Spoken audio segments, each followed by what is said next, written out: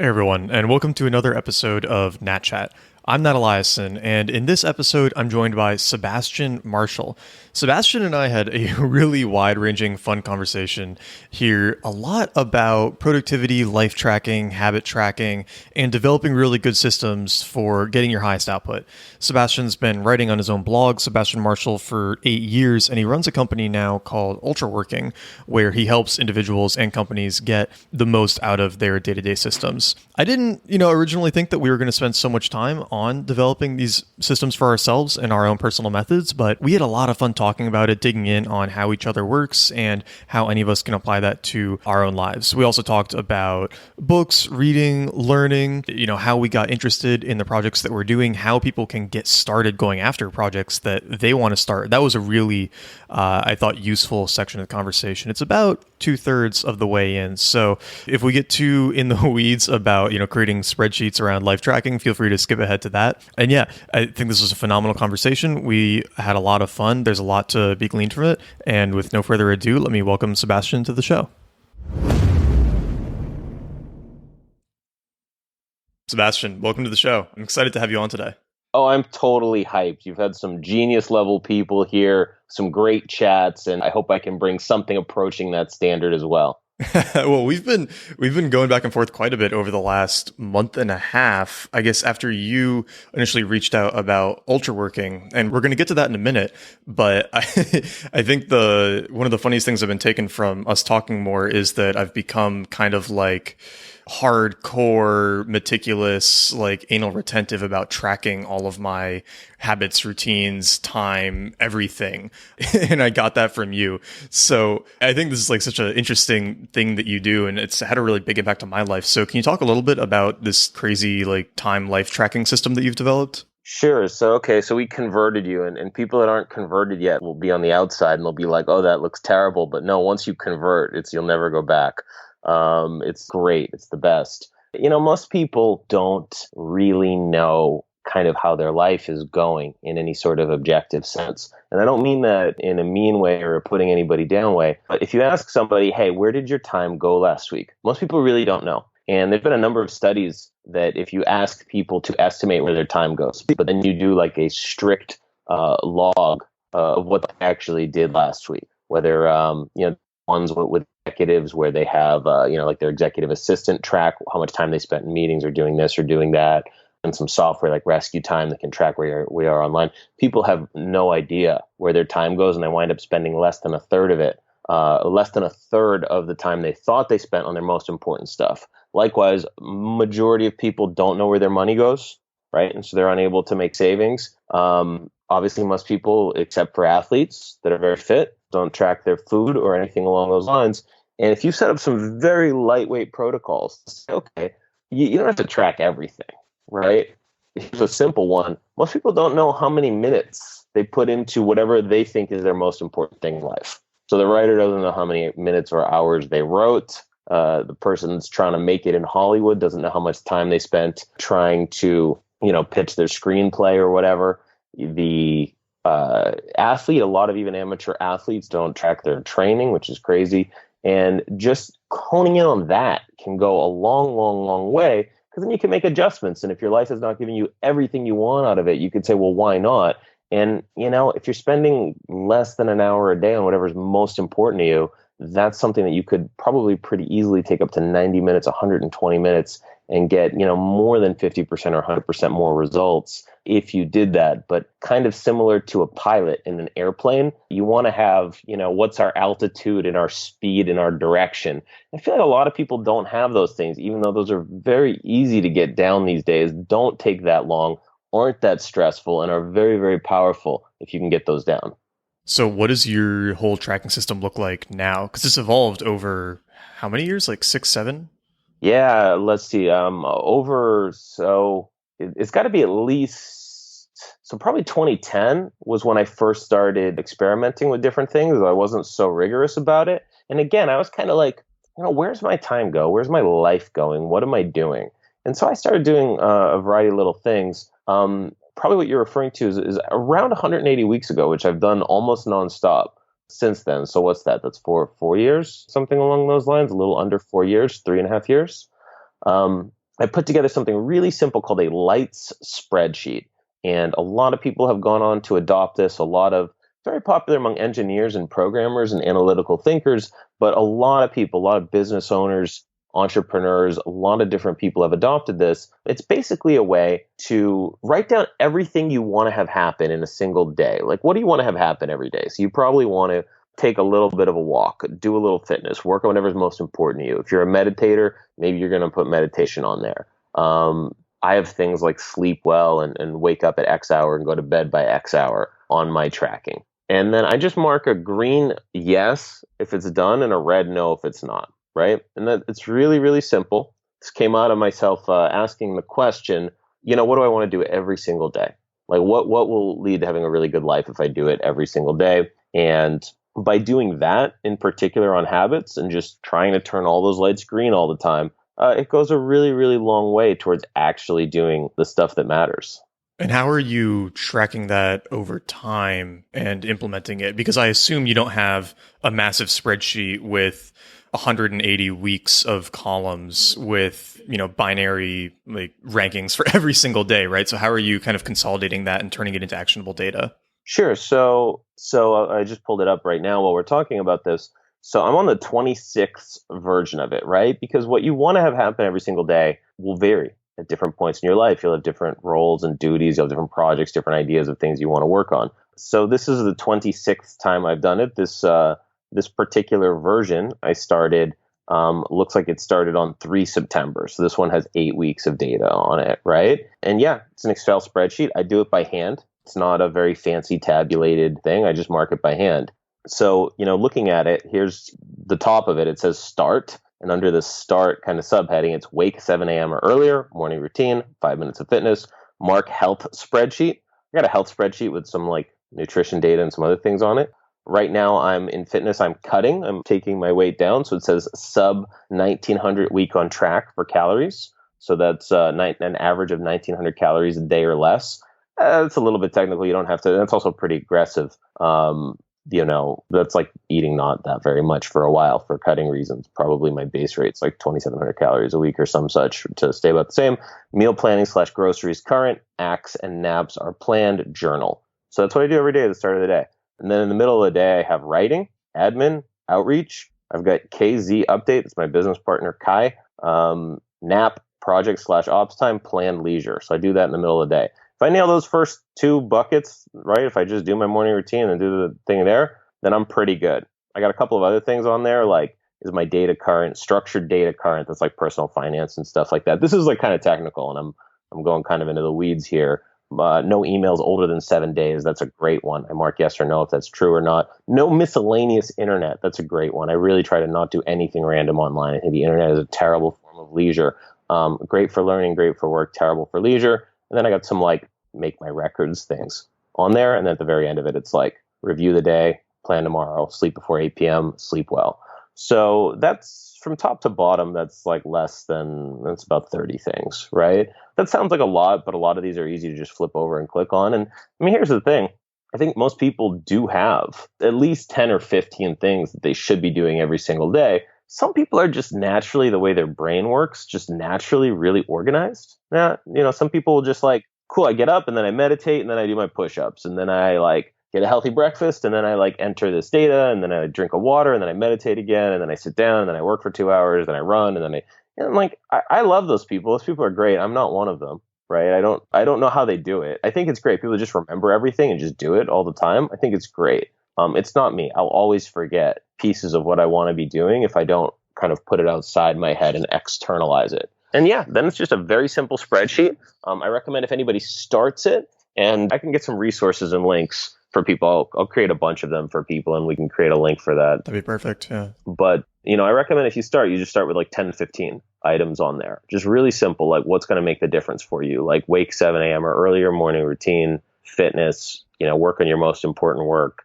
plan the next day, things like that. Put it all down. If you do that every single day, it's whatever you assess is going to make you successful if you're doing it daily. And obviously it's kind of tautologically, if you're doing that and that helps you do it, it's a good thing. What about making very simple goals for it versus making more difficult, complex ones? Have you found more success with something like, because I think you mentioned 5 minutes of fitness, right? Yeah. Has that worked out better for you than trying to be stricter, like 30 minutes of exercise? Yeah, I mean that's so. So in different times, I've done different things. Fitness specifically, I'm rehabbing a little injury, so my fitness is kind of boring. It winds up being like 10 minutes. But I do some body weight stuff. I do some rehabby stuff, which is like no fun. I'd rather go put up like stupid amounts of iron in the gym, Yeah. and like a lot more. Like, oh, I got a little roller stick, and then I'm gonna like do some air squats. It's like, okay, whatever. But to the general point, yeah, I think most people make things way too complicated, and this is something that I'm realizing as I get older, that people really make things complicated and then fail, and it doesn't work. I really, really, really always recommend if somebody does a light spreadsheet that they keep it binary. Did I do this? Yes or no? Because like in all the areas of your life, you can add on and layer on complexity later. But like I don't have like, okay, so I see people create points systems, and that's cool and worth it once you know what you're doing. But if you're just getting started, you don't want to like try to super gamify it. You just want to make like green, yes, check mark if it works, red, N, no, check mark if it didn't work. And then I always also aim to get 70% success rates on my lights. And that's what I recommend everybody else shoot for, not 100. And, the reasoning behind that is that, failure is a little more demoralizing. There's some pretty consistently found in different studies. Failure is more demoralizing to people than success is pleasing and exciting. So, it's not an exact number. You could do something else. But I think 70% is good. That's getting more than 2 successes for every failure, right? So I think that's pretty good. But if you try to go for 100, you have to set your goals super conservatively, and then you can get really bummed out if you have a bad day, right? Because then you can't hit 100 anymore for that week. So I like to aim for 70% by the end of the week. So if you had 10 items on your list that you wanted to do every single day, you put in a light spreadsheet, for instance. If you did all of them in like 5 days out of the week and then had one kind of day where a few of them break and then another day where like you got roughly half of them, that would work. Or if you were like on top of one of them every single day or 5 of them every single day and then 2 of them only happened half the days or whatever, you kind of look at it and you say, okay, that's about right.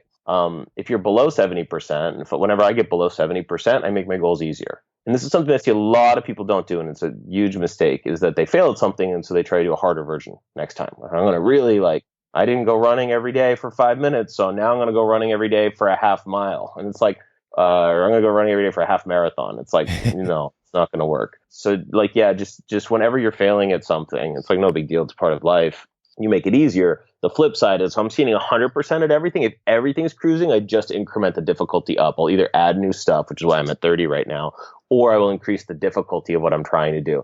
Take meditation from 5 minutes to 10 or 10 to 15 or 15 to 20.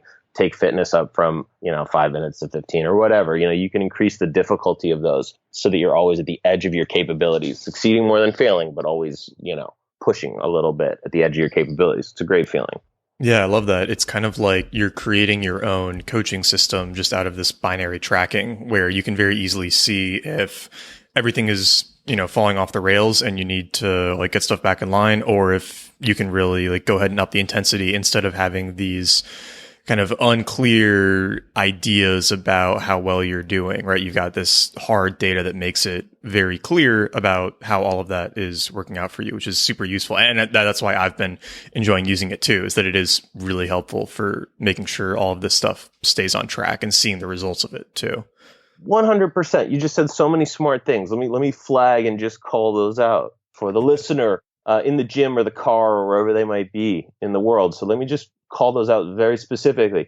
I love how you called it like a self-coaching system, and that's kind of what I think about it. Is it's a system that calibrates itself. So a lot of people are like, they're having an okay life, and they're like, what do I do? Should I like do some fitness? Should I save some money? Should I spend more money? Should I go on vacation? Like, I don't know, right? Whereas if you can kind of look at your numbers and say like, okay, I'm always succeeding at this. Maybe it's too easy. Or if it's like, wow, I keep only succeeding at 30% of what I'm trying to do. Like I want to write every single day and I'm only writing at 30%. Let me see how to figure out how to clear some distractions, how to change up my routines, how to write right away at the start of the day so I can get up to 70 or 100% writing every day. So it gives you a really nice feedback. And then like if you get wiped out, if you have a crazy travel thing or a work thing or you get sick or some of your family gets sick or whatever, then, and you have a couple of down weeks on habits, then it's like, all right, let me make them easier so I can get back up to 70. I won't make like panic adjustments if I have one bad week, but if I have 2 or 3 bad weeks in a row, I'm going to simplify a lot. And that's one of the times that that I'll simplify everything and start a new version, is like once one starts to get creaky or it gets to be too much for me if I go into a busy period, is I'll simplify and cut down a lot. So those are very valuable. And I want to point out just one other thing you said that makes a lot of sense and it's critical, and most people don't have it, is most people are very subjectively analyzing how their life is going. And, your emotions lie to you. They will, especially if you're like an entrepreneur or creative. And again, there's some people that are like perfectly in touch with their emotions and perfectly happy and everything is just great and marvelous. And that's great. But I think for most people, 80-90% of people, if you have a bad day on Friday, you think you had a bad week. Yeah, exactly. You get the peak end heuristic going. Peak end heuristic, or like if you have like a single very salient negative thing, like you didn't get a job you applied for, you're like, my life is just a mess, right? Like, oh no, I wanted this job. My life is just terrible. And you look at it and you're like, oh, that's not true. I'm like working out. I'm like getting fitter. I'm putting on some muscle. I'm like writing every day. I'm doing like this and that project. Like, okay, like that's a real setback that I didn't get that job that I wanted. That's a bummer. But like things are pretty good. So there's been plenty of times that I've looked at my data and said, my subjective sense of well-being wasn't high, but I'm actually doing all the right stuff. On the flip side, arguably even more dangerous, there's been times that I subjectively felt that I was doing well, but then when I dove into the numbers, I'm like, I am not doing enough of the important stuff that really matters. It's going to really make a difference in my life and for the world. And like, that's actually terrifying, is like, hey, I feel good. I'm like busy, I'm doing stuff, I'm engaged, whatever, but I'm not like putting a lot of production up on the scoreboard for myself and the world. And that's scary. I find that is particularly dangerous with the like important, urgent, important, non-urgent distinction, where I can have a week or a few days where I feel like I've gotten an incredible amount done. And then I look back on it and I realize that maybe only 1 or 2 of those hours actually went to the really big underlying thing that I know I should be working on, but that isn't urgent. So it doesn't make it to the front of the queue. And so I feel like that whole distinction about most important work that you've mentioned a couple of times now is really helpful for that. I actually have a separate priority tier in my like to-do list program management tracker now, just for that stuff, to make sure that I always have that front of queue before anything else that might seem urgent gets in the way of it. 100%. 100%. It was shocking to me when I sat down and I analyzed how much time I spent on what really matters by my own definition. And it was like not enough. It was under an hour a day on average, which was devastating. Do you do like calendar tracking where you record what in your calendar went towards what tasks and what priorities? Yeah. So like, I hope people, so I'm going to tell you what I do, and then I'm going to tell you what people should do if they're starting, because I've been doing that. Okay. Right. I do something that's a little bit like a double entry accounting on time. And so if you know accounting, right, you enter, everything goes entered twice and they have to match. So I do 2 things. First, I write down like what type of work I was doing. Was I like in a meeting? Was I writing? Was I like brainstorming and doing operations stuff and like designing? And then I have like, was I distracted or whatever, like a couple bad categories. And then I have for what purpose? For the strategic review, which is a place that I write an essay every Thursday, for ultra working, for my personal ops or chores. So what I do is whenever I start an activity, I write the time that I start and I write the time that I finish. And this does take some discipline. I don't recommend most people start there, but I write the start and finish time on everything. And at the end of it, I have a summation of how I spent my time and then what I spent it on. And it's pretty cool. Nice. Yeah, I've been doing something a little similar, but actually in Google Calendar, kind of drawing it out, forward looking at the beginning of the day, how I want the time to be spent. And then as I'm going through the day, adjusting all of those calendar events as things actually, get done early or get taken later. And then it gives me a really good look at the end of the week on where the time actually went at a quick, like visual level. And I color code it too, based on priority levels. So I feel like we could nerd out about this, all the tracking stuff all day. That's sweet. Yeah. And I got to say that you need to send me a copy, a screenshot of that, because I want to check that out. Oh, will do. I'm less into the calendar painting as a thing. Like it's just a personal thing. I'm more text based than visual. The real thing that I do recommend for people to get started, just to make it really simple, don't worry about tracking your whole life and where'd all your time go and everything. It's cool to do, but that's a huge project to track all of your time for a while. Like that's like a project that if you have like a month, do it as an experiment, right? And like make that your thing for that month. It's not to be done casually. But for a lot of juice out of life, pick the 1 or 2 activities that is like really the most important to you and track the start time. Just write down the start time and the end time that you did them. You don't have to like track your time. People like get, whether it's on your calendar or in a text file or in a spreadsheet, doesn't matter. Just start time, end time. And then at the end of the week, you can look and you can do the math, right? So if you started at 3:30 and you ended at 5, that was 90 minutes, and you can figure that out later. But you don't even need to figure that out in the real time. Just write down your start time and your end time. If you were like distracted like half the time, you can write like I was distracted like half the time. You don't even need to like quantify it to start. But just picking the start time and the end time of when you work on whatever really matters to you. You don't have to write it for everything. Just put it down for your side business, your screenplay, your job search, whatever's like really important to you right now. Goes a long way to first actually getting a handle on where your stuff goes. And second, Peter Drucker said, what gets measured gets managed. Just writing these down will greatly increase the time you spend on important stuff. Was all of this like tracking and habit development and, time boxing what led to you starting ultra working? Yeah, that was a huge part of it. That was a huge part of it. So we started ultra working at the end of 2015, Kai Zhao and I. And he and I had done a lot of projects together. We developed some tech together. We'd done a lot of things in education together. We ran a program for MIT together. We did a lot of things in kind of the nonprofit world at Give Get Win. And really all our projects went great. We wrote a book called Gateless together, which is people really like, got really great reviews. So we had a lot of projects that were a big success together, and we wanted to do something really enduring together and something that's really valuable. When we looked around at really what mattered, how do I put this? The vast majority of people aren't going to go read science and research papers and then like retest and do R&D on productivity. And that's totally fine.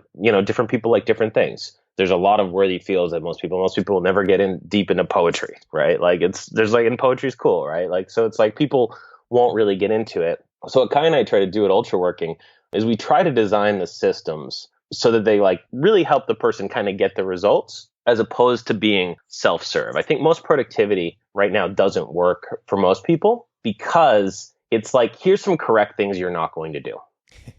Right? So like I could talk about a light spreadsheet. I could talk about time tracking. And, for 5 to 20% of people who are probably disproportionately represented on here, most people aren't listening to a podcast on development and thinking about the careers and habits. Like most people aren't doing that, right? Probably the people that like really want to think about it and tinker and experiment with their life are probably disproportionately listening to this. But, for most people, it's like, whatever, like I'm busy and I'm a lawyer, an engineer or whatever. Even very smart people are like busy and they don't want to spend their time on this or they don't have the inclination to it. But they do have this feeling like, I could be getting more out of things. So, we've been trying to design and externalize some of this and the best practices around it, not just like, hey, you should do this, here's some information, but layer in things like group accountability, competitiveness, aspects of training and feedback loops so the person can really get into it and succeed with it, as opposed to like read something in a book, think it's a good idea, do it for 3 days and then stop. And so how did the program develop? Because you've done 4 of the pentathlons now, right? And then you also do coaching and like on-site development with companies? Sure. So I've been trying to get out of the consulting game for a long time, and my work in consulting was largely around profitability, but like a little bit of ops and having things go smoothly type work. So for enterprise, again, these days mostly it's mostly digital, very little on site. Though I've worked with some terrific organizations, and it's that's always a joy.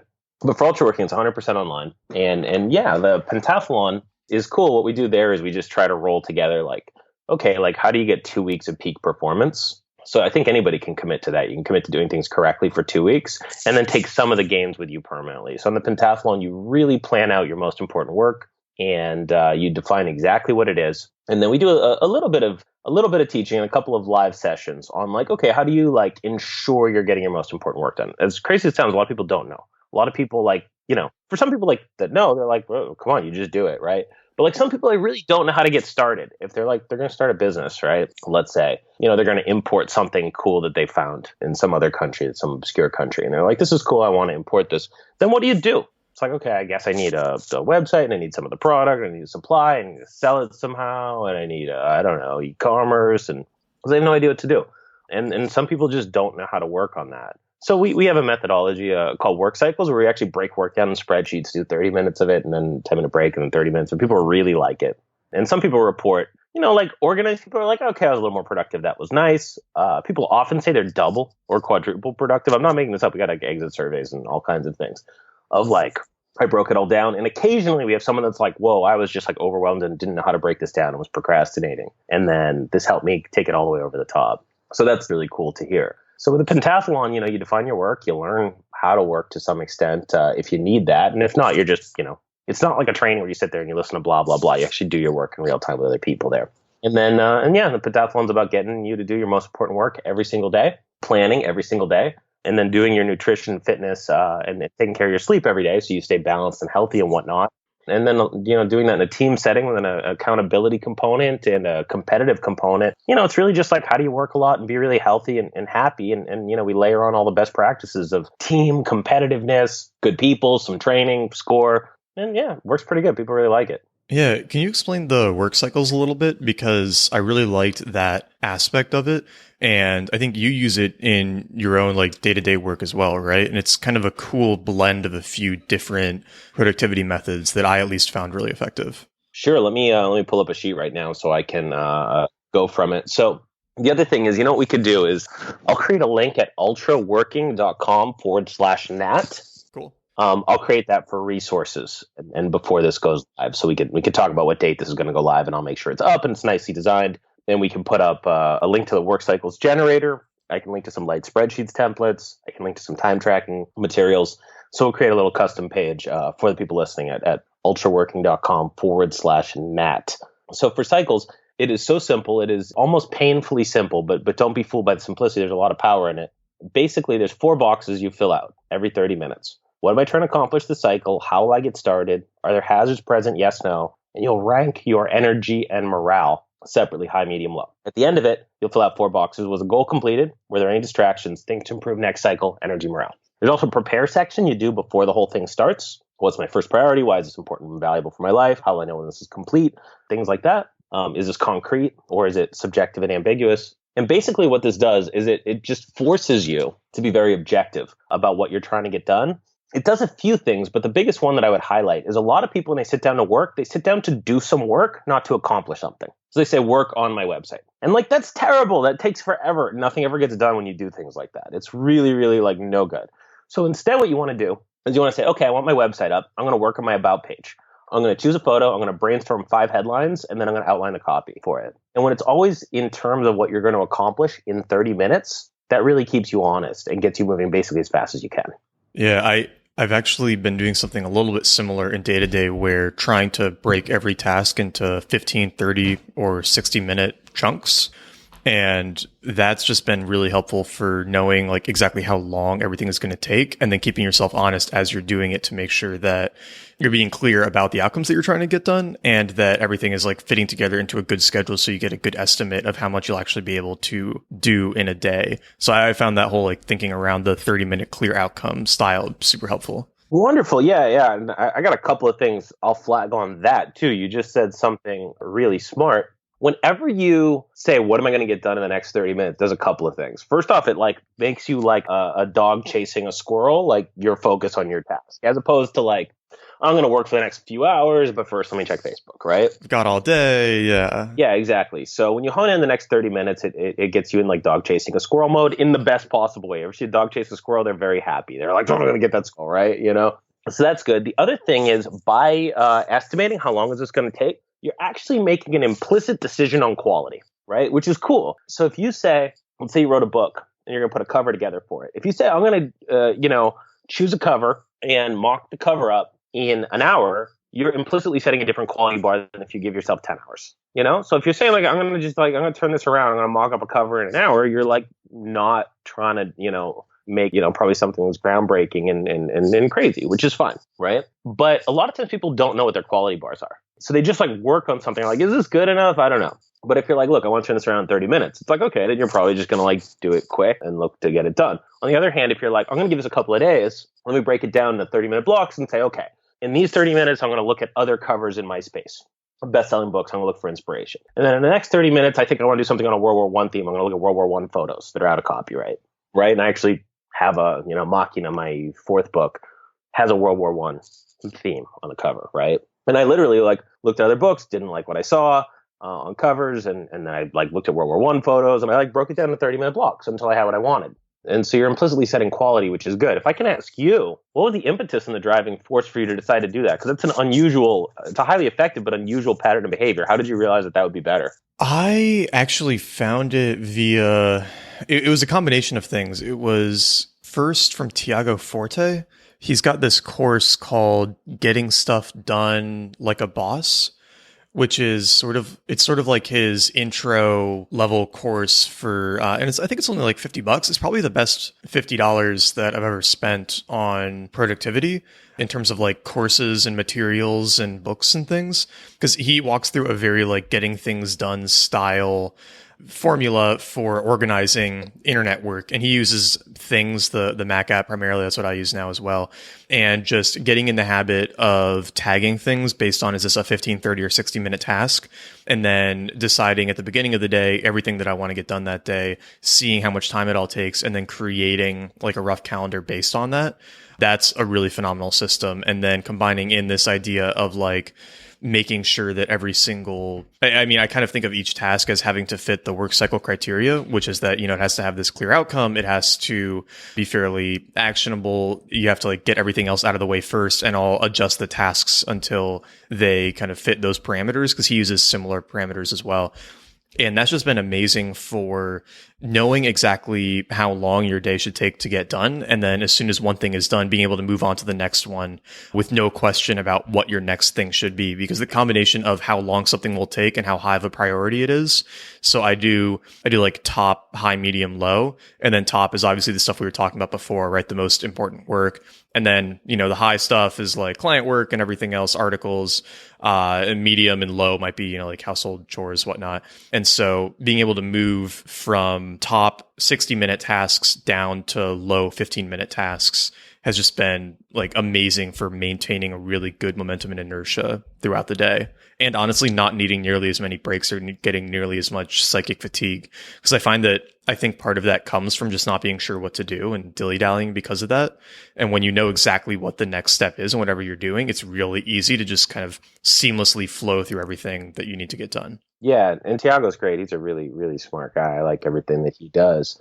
I have to check that one out. I haven't seen that particular one. But yeah, I do actually something quite similar. I don't go by importance. I just really try to front load the important things. I go by hard, medium, easy, and time. And then I'm like, how am I feeling? Right? Like, can I handle hard work right now? And some of my hard work is hard. Some of it's like, I have no idea how the heck this is going to accomplish. And like, I bet I can get it done in 3 hours because historically I have, but I have no idea on how I'm going to do this. Right? Sometimes it's like quite like, I'm looking at it and I'm like, I really have no idea how this is going to happen. And then like easy is like go down to the store and buy pens and paper. Right? And like most things are medium. But yeah, that's quite good. And I think having pre-estimated, this is something you just referred to, I do it too, pre-estimating, so I estimate when I'm doing a work session, like what can I get done in the next 30, but on a weekly basis, I'll say, okay, what am I doing this week? I'm writing this essay, I'm doing this work thing, I'm planning for this conference that I'm speaking at, and I'll say, okay, I need to outline my talk for the conference. How long will that take? And I actually make a low estimate and a high estimate on the time. Again, if you want to keep it simple, just make one. But I'll say I think that'll take between 1 hour and 4 hours. And then I actually record how long it actually takes and whether my estimates were correct or not. Because most people have no idea how long things actually take. And I think estimation is so powerful. Even if you have no idea, like estimation, oh my gosh, it's such a technical term. Like, take a wild guess at how long your work is going to take when you start. Like break it down in like little steps, then estimate, wild guess how long they'll take. It does a lot for sanity and learning. And sometimes you'll find this thing you were making into a big mountain, like, oh my gosh, my taxes are going to take me 1,000 hours. It's like, okay, it's like actually 5 hours, right? Like, because you were scared of it or you emotionally didn't want to do it. On the flip side, we get into a lot of trouble when we're like, oh, I'll just like upload this to the server and it'll work. And then that takes like not 10 minutes, but 4 hours. So you start to learn what is easier than what's a mountain, what's a molehill you're making into a mountain in your mind, and what's something that you're kind of taking for granted, like, oh, I got that, but then it actually turns out to be a big hassle. So getting, much better sense of those things, I feel like is very important. Yeah, no, totally. And it gives you that immediate feedback too, where you're constantly seeing how well calibrated your ideas of how long things will take actually take. And that's just been great for being able to like plan your day so much better, at least for me, as I keep getting that feedback and starting to get a better and better idea of how long similar tasks take. It just, the system gets more and more effective, which is fantastic. Can I make a confession too? Can I talk about something awful that I used to do that this corrected for me? Go for it. So I used to write down whatever I want to accomplish in a week. Once I started estimating how long it would take, I broke it up. I was really trying to schedule in 85 hours of high concept work each week, which is not possible because like that was like not even like chores and stupid stuff and like whatever, right? Like that's like responding to things and phone calls and whatever, right? So I realized I'm like, oh my, I need to have like whatever I want to have happening in 30 hours and like leaving some flex in my schedule in case opportunities come up. So I am like roughly trying to schedule at least 50% more than is like possible. And maybe I'm like doing triple what I should be. And I had to make hard decisions of like, I can't keep all this stuff going at the same time. I got to like do less stuff because I can reliably put in a good 3 to 5 hours every day, which comes out. I work 7 days a week. That's 35 hours in a week. And sometimes I can have a good 10, 12-hour day, but I can't guarantee that every day in a row to hit my minimum targets. Right. Well, that's one of the big realizations for me too, is how few hours I actually work, where you can go through the whole week and think, oh my God, I did so much work. I was working so hard. And then you look back and it was actually only, 35, 40 hours. And so, oh, okay. I guess not quite as long of hours as I thought. I've heard that that's a common thing with office work too, where people will talk about, oh, I work like a 60-hour week, and they're actually working, they're only in the office for like 45, 50. And then of course, within that time, they're probably only working 25, 30, actually doing things. And so our backward looking estimations are always just way overblown. And again, just goes back to the value of tracking, that I didn't realize was so valuable until I started doing it. Sounds like very similar to you. Yeah. So on the tactical note, I 100% agree. I think, I have a friend that became a self-made millionaire at 24 in commercial real estate, and he's in his 30s now, and he's very successful. He says, don't tell me how hard you work, tell me what you've got to show for it. And I always remember that, right? Like, people brag that they work really hard, and it's like, okay, great. Like, how's that going for you, right? Like, you're not fooling anybody, saying you work 70 hours a week when your utilization is actually like 15 good hours a week, right?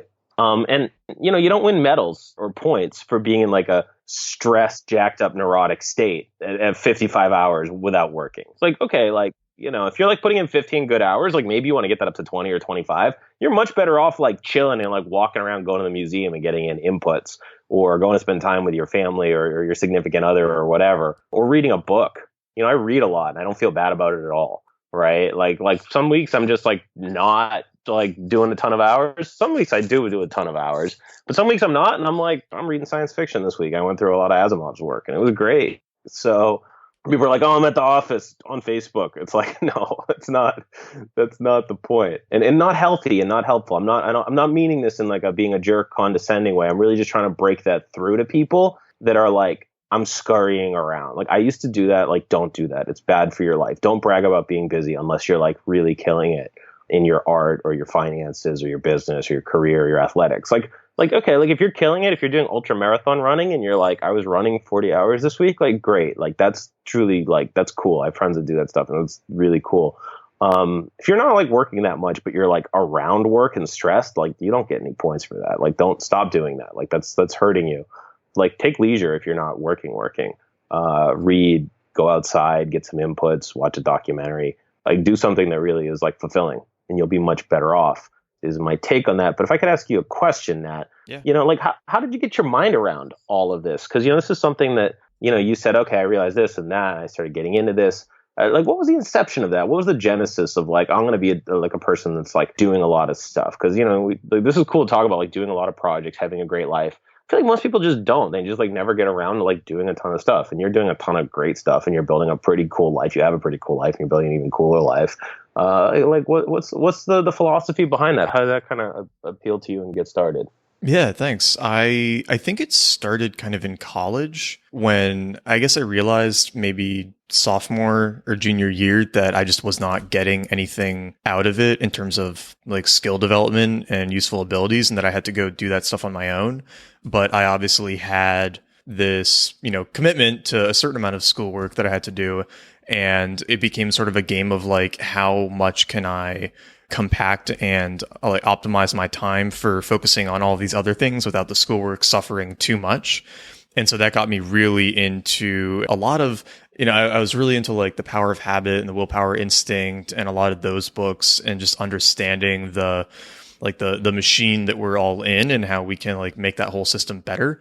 And just seeing how well I could like compact and optimize a lot of the school stuff so that I could work on these other projects. And then it's just gone through a number of iterations where I feel like I'll have these kind of, I guess you call them moments of clarity, where I realize like, I've been burning a lot of time on things that just I probably shouldn't be focusing on, and I can probably focus better, probably increase output. And so I feel like it goes in these little like upward trending cycles where it'll go up really well and then it'll sort of fall off, and I'll realize it falling off and then find new ways to improve it. But I generally just, I don't know, I enjoy it. I find it's like fun to accelerate. I find like constant velocity very boring.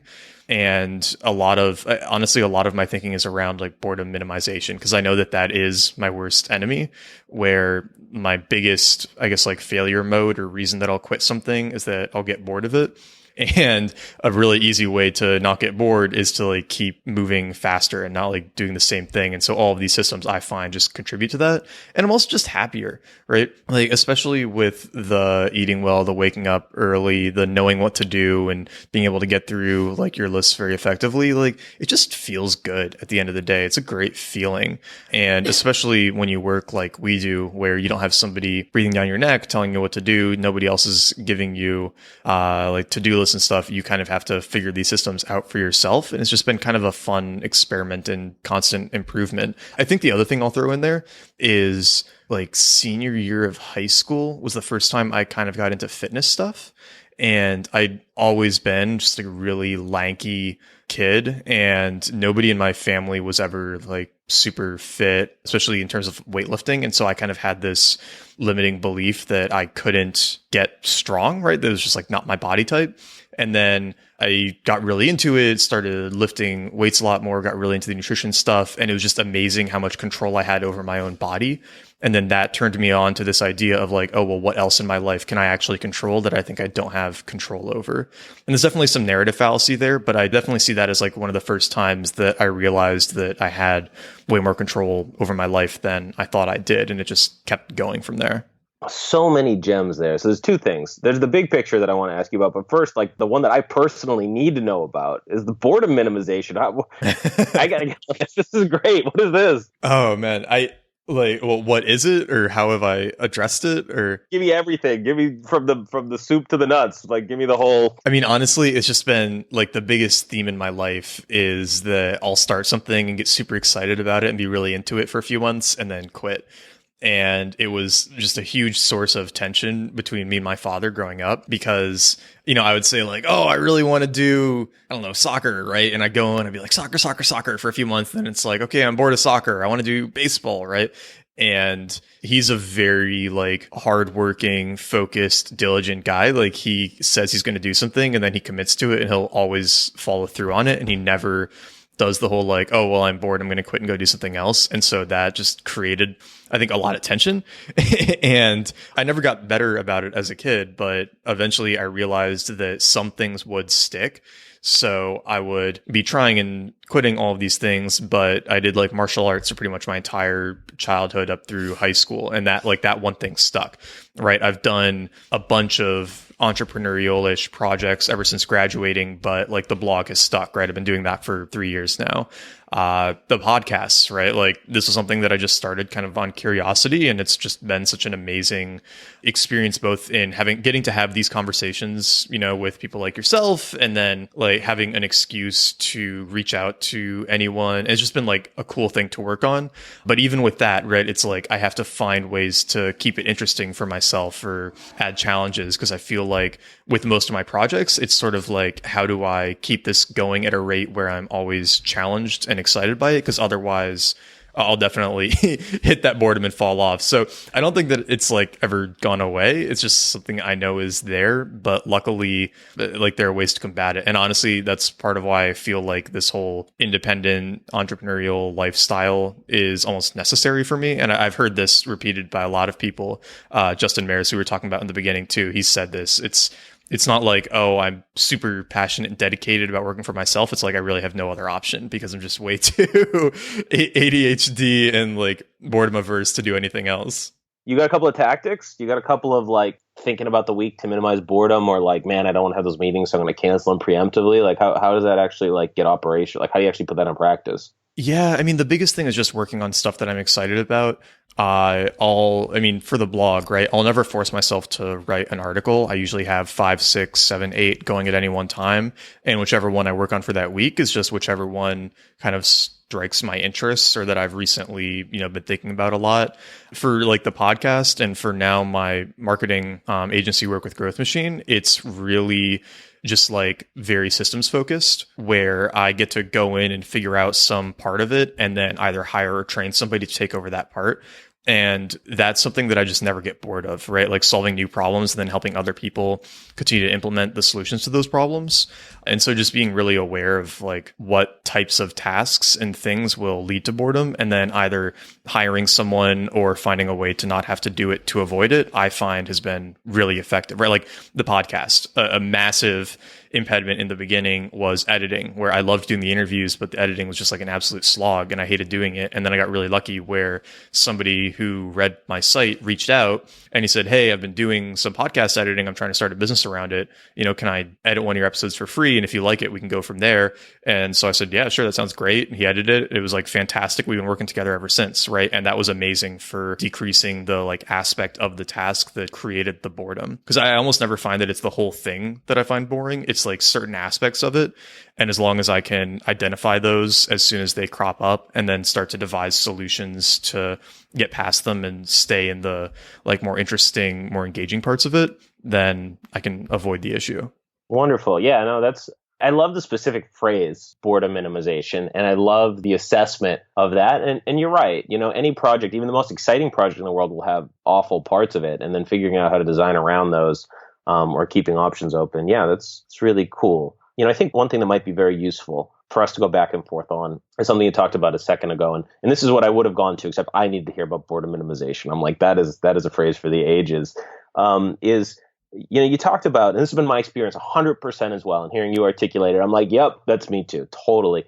About just how pleasurable it is to succeed, to make these improvements, and to make a discovery about, oh, hey, I'm doing this on this time, and I can do this on that, and like, oh, I can do this thing on that, and oh, if I tweak this on the diet, and I hit right after the gym, I hit the carbs, and then I have some eggs and a chocolate milk, I get stronger, and like, it's like, it's cool, and you see your lifts go up in the gym, or your running time go down, and like, it's so cool, and you get like addicted to the progress. But I realize, that we're talking about it, Nat, is like, again, we're converts. We're in the philosophy of it already, right? Like we're bought in. And probably a lot of people are like, what? Spreadsheets? Oh no, that sounds terrible. I don't like, no, right?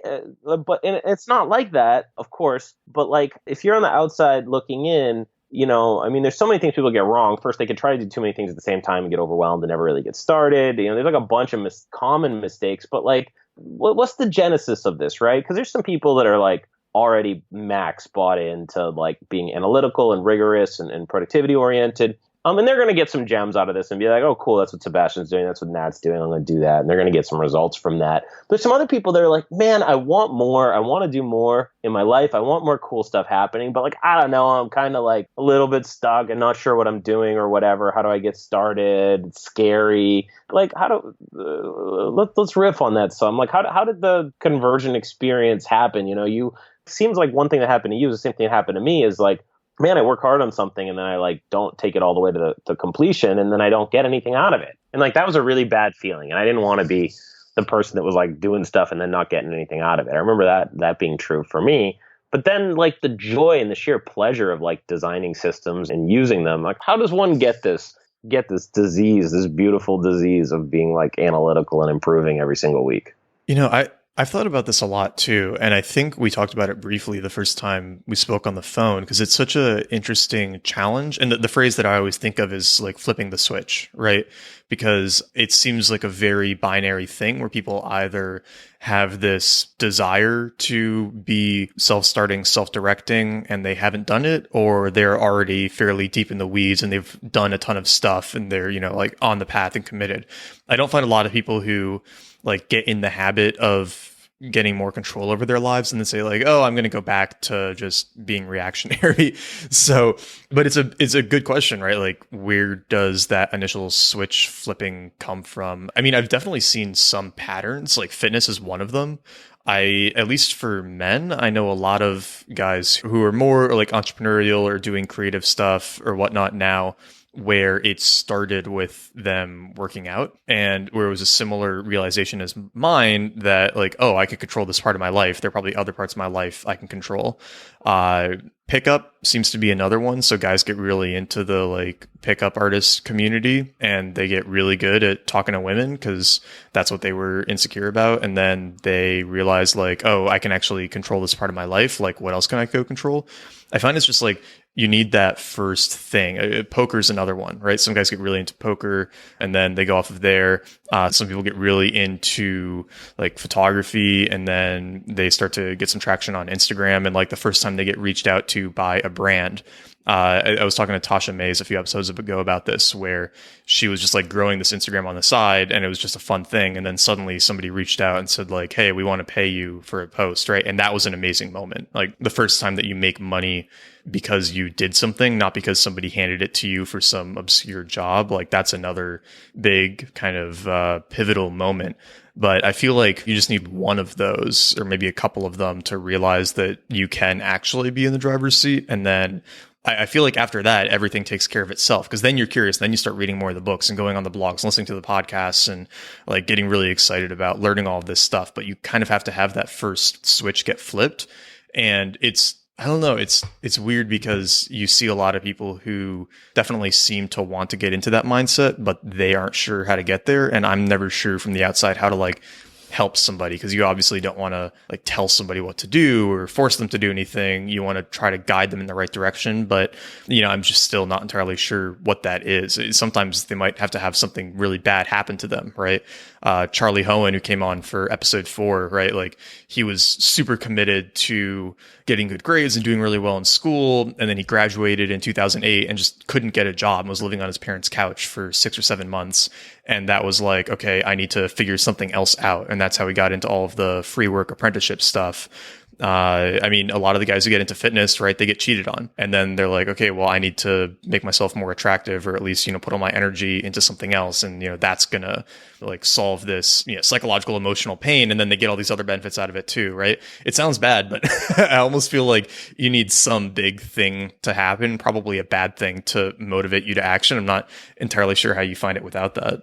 So I've definitely had that too. So I mean, I think there's probably 2 very interesting takeaways there. The first one, which I actually hadn't quite realized, Nat, so thank you, this is very powerful, is that there's an expression that I had, but I hadn't thought that you could do it deliberately potentially about like looking for that first area of mastery in an area that like, hey, cool, like if I tweak my diet, then like I get stronger or leaner or whatever. And there's an expression that I really believe, which is mastery anywhere is mastery everywhere. Because like the fundamentals of like achieving things, they don't perfectly transfer between domains, but like being better at fitness and like being better at like business is like has a lot of commonalities, right? It's like, what are the best practices? How do we ensure they're always happening? Okay, something went wrong. I just got an injury. How do I rehab that? There's an unhappy customer. Our server crashed. How do we ensure that doesn't happen again and recover from it? So I really believe mastery anywhere is mastery everywhere. And there's actually a historical figure that's the second great unifier of Japan, where he started as like a sandal carrier. He was a servant and he rose to being like the ruler of all of Japan. It's like a crazy story. But he was so dedicated to everything that he did. His name was Hideyoshi Toyotomi. So like when he was assigned to kitchen duty, which was like not really cool for a samurai, after he'd become a samurai, he was assigned to like being on the kitchen, which was important for a military. They had to prepare food for all the men on campaign, but like not cool. He like took it super seriously and negotiated the prices better and got rid of corruption. And like, then he got into construction. He like built castles and like did a really good job of it. And eventually like just got promoted to ruling all of Japan from being like a peasant sandal carrier in a super caste system class society where they like, you can't do that.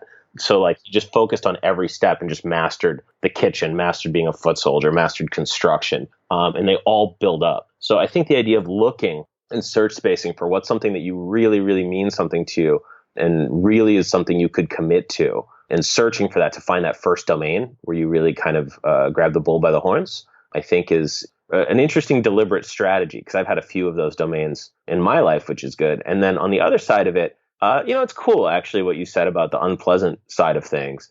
I would never encourage somebody to go try to hit rock bottom. That's not a good idea.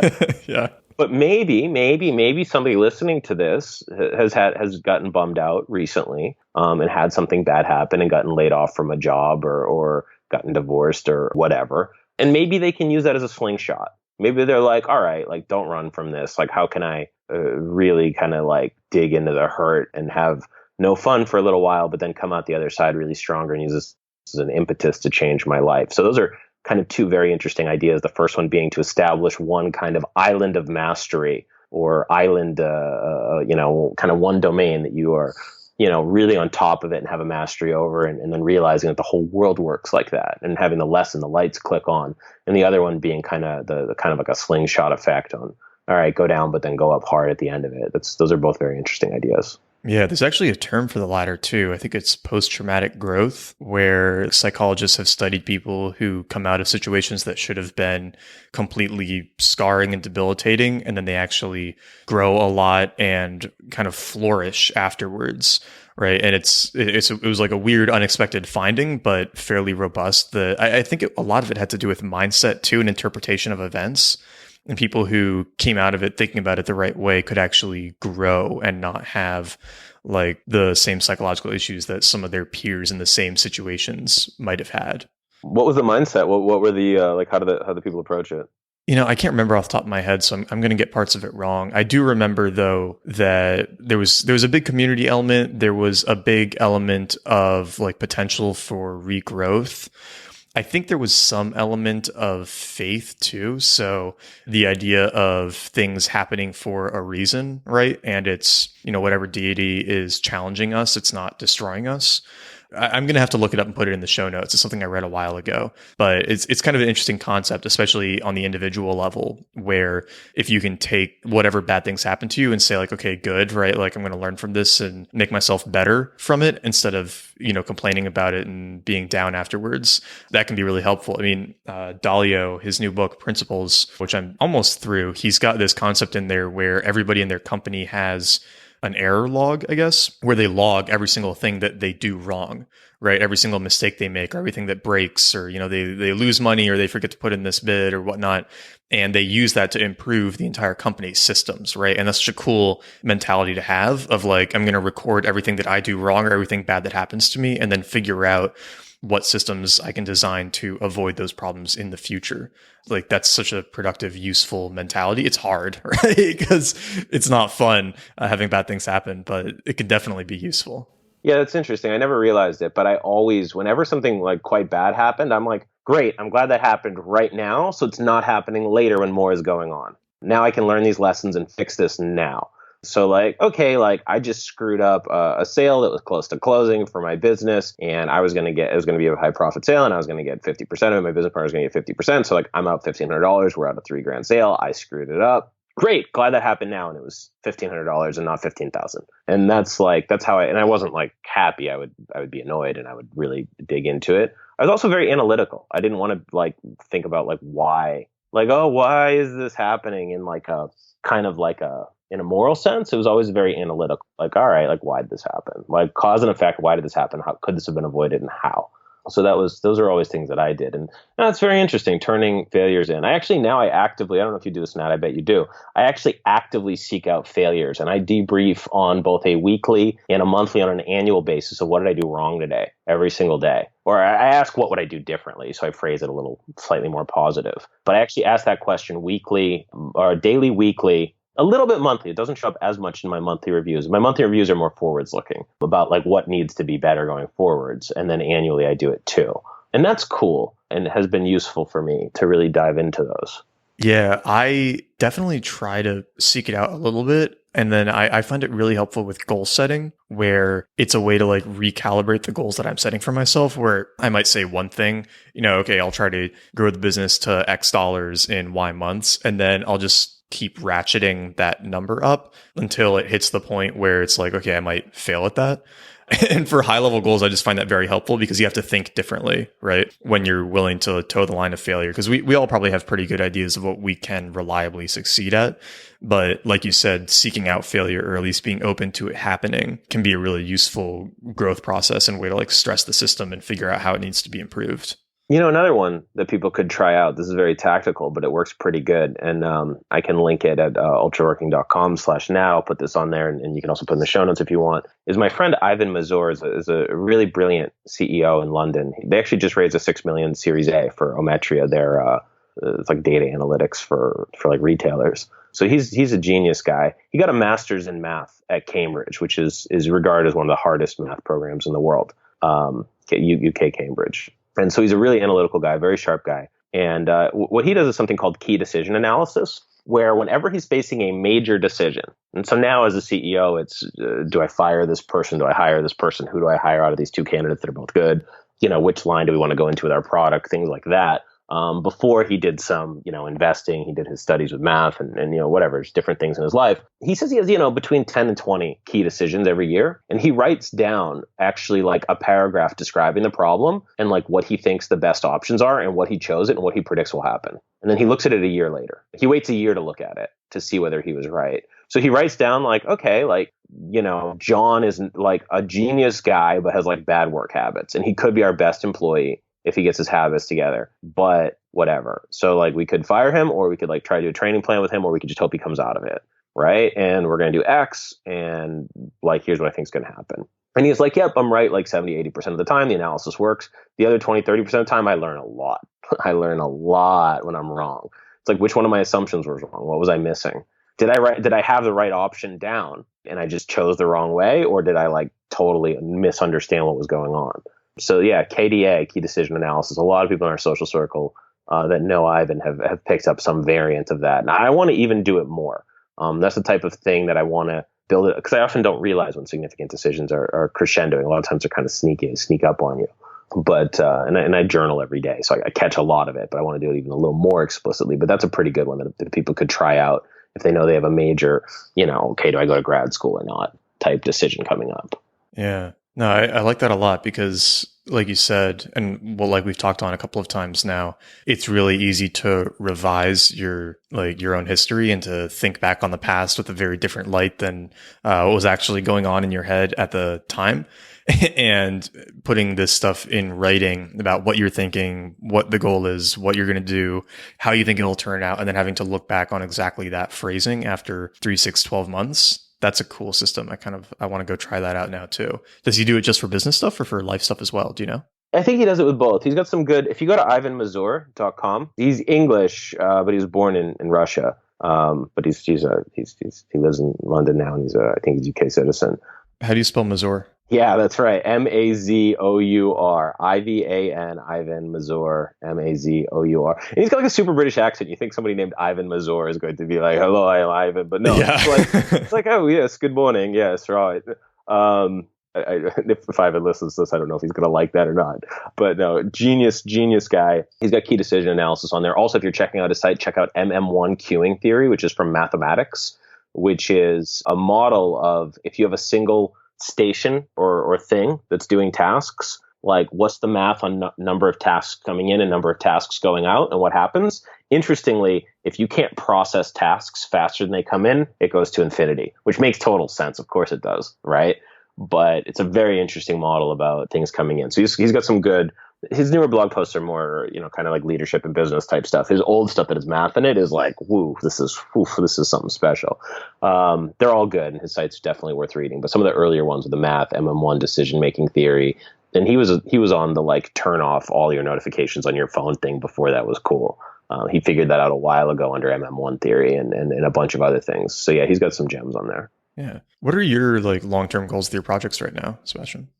I'm so happy to report that I'm not in like a big philosophic mode. I'm in execution mode, which is like, like a couple years ago, they're like, well, I'm doing this, I'm changing the world and stuff, and it's great. And I'm like, man, I got this wheel, and if I crank it, like, we're going to get a lot of sausage. It's like kind of where I'm at. Ultra Working's got a great product, and people really like it. So it's just getting the word out about it. For my writing, I write a one essay that was historically in like the 3,000 to 6,000 word range. I'm going to try to get that down a little bit to make it more accessible, but people really liked it at the strategicreview.net every Thursday, which then get edited into a book that comes out like once a year or so. So I'm killing it on the writing front. I'm killing it on the business front. The product's very good. People really like it. And so we're just executing and getting it out there. At Ultra Working, we're really, kind of changing the way the way people they live and work and really generating a lot of results for people. So instead of having a big picture, I'm like, all right, how do I go carpe diem every single day and seize every single week and every single month? I'm thinking more in quarterly timetables than years because things are moving so fast and evolving so fast. And there's been various times that I had vision, but right now, like a lot of the vision clicked into place, and so it's just execution. Got it. And like on the day-to-day basis, right? Like, or maybe not day-to-day, but over the next few months then, do you have any like big goals that you're working towards? Yeah, so I mean, probably the coolest thing is we started putting on at Ultra Working free events once every month, the last Saturday of a month, and we had a really, really great reception to the first one. And the next one's actually coming up in a couple of days. It's on Saturday about how to design your own light spreadsheet. And we're doing things around like annual planning and socio-technical systems and, like a bunch of things. And those are getting some really good responses. So that's quite good. We've also started releasing a bunch of like little tech integrations things that just like make your life a little bit better, like the Ambition Life Calendar. And we coded that up. And what that'll do is you put in your birthday and you can actually see overlaid what week and day is it of your life. Right. And what was somebody like Ben Franklin or Ada Lovelace or Steve Jobs or Bill Gates doing that week? That sounds like it would be kind of depressing. Well, it is and it's not. It is and it's not, right? Because like you look at it and you're like, whoa, Jobs did a ton of stuff as a young guy, right? Like I got to get moving. But the flip side is there's people that had like big blank empty, didn't do a lot of stuff runs for like a decade. And there's people that picked it up and got into gear like a year or two later. So, the Ambition Life Calendar, it's in Chrome. That's in the Chrome store. We got great reviews on it. It just says like, what will I do that's worth remembering? And like, there's a bunch of historical figures you could choose. If you have a business, you can also compare your business. What day, month, week, year is it of your business? And where was Apple at that time? Where was Microsoft at that time? Yeah, fun. So on. And whenever you just open up a new tab in Google Chrome, you'll see that. So we're putting out more stuff like that. That's pretty cool, and people really like it. The people that like it really like it. Like, that's cool. Now we can develop stuff like that. We've got the internal capabilities to like make Chrome integrations that like look really cool and are really sweet, and people like them. And now we're doing more. The more you're like wanting to like take over the core part of someone's workflow, like an Evernote or a Trello, the more you have to be really tight, right? Like Ambition Life Calendar is a bonus. You look at it, it looks cool, it's neat, you can play with it, it's motivating, it gives you a little momentum more, you remember you're mortal, that's cool. But it's not like if it crashes, you lose all your data. You know what I mean? It's not, when you want to play in the big game and like, be part of somebody's workflow, that's like, you got to be tight top to bottom. But we're going in that direction all the time. We're, making more substantial things that kind of hook into people's life and really make their life a lot better. And, very excited for some of the tech things we have coming out. Nice. Are there any just like last general topics that we haven't touched on that you wanted to talk about? I think people should like learn basic math and use it. Okay. What do you mean by that? Yeah, I think people are scared of math, so they don't use it, right? Like you were talking about the fitness, right? You presumably wrote down what lifts you were doing in the gym, right? Right. Yeah. And you just saw how you're getting stronger, and you broke down your calories and the ratios of macronutrients, protein, carbs, whatever. Yep. I think people should do that. I think it's great. Just spend more time working with numbers. Yeah, just a little bit. Just not be scared of them. I mean, this sounds really obvious, right? But I think a lot of people are scared of numbers. I think you don't need much more than algebra. I don't think even you need algebra. You need to like think how to apply arithmetic. Like, what do you need to add, subtract, multiply, divide? Like, people don't know where their money goes, like what percent they spend on different things, because they're just scared. And like, it shouldn't be. Like, all you need to do, like, get a grasp on your spending is like write down all your cash spending or keep your receipts, put all of your business spending on one credit card and all your personal spending on another, and then like look at it and do some arithmetic at the end of the month. Changes your life. You see, oh, there's where my money's going. But like, people like don't, because they get scared. So I don't know. I think I would encourage people to not be scared of basic math. Everyone I know that's like killing it is like at least comfortable with math, if not loving it. And it's just not hard. It's like, I'm not good at math. It's like saying you're not good at like saying hello to people. It's really easy, you know? I'm not talking like, you know, doing advanced antiderivatives of non-Euclidean geometry. Like, you know, it's like adding, subtracting, dividing, real simple. Your calculator, you don't have to do it like the long division. You can have your calculator do the ratios for you, you know? That makes sense. You know, we had all of these topics that we wanted to get to throughout the episode, but I've had this experience every time we talk where we just like go super deep on a few areas, and it's like super fun. I love having these conversations. I feel like maybe we'll have to do a round two sometime, because talk more about. We need to. This was a blast. This is as much fun as I've had. This is like the funnest hour that I've had. This was a boredom minimization hour. That was great. Exactly. Yeah. So we'll have to do a round two and talk about Give Get Win and SebastianMarshall.com and like your college experience and all of that. But for now, I was on the 12-year graduation track. There's the teaser on that. I got the undergrad degree. It only took me 12 years. We can talk about it some other time. A little teaser for round two. We're definitely going to have to talk about that. Yeah.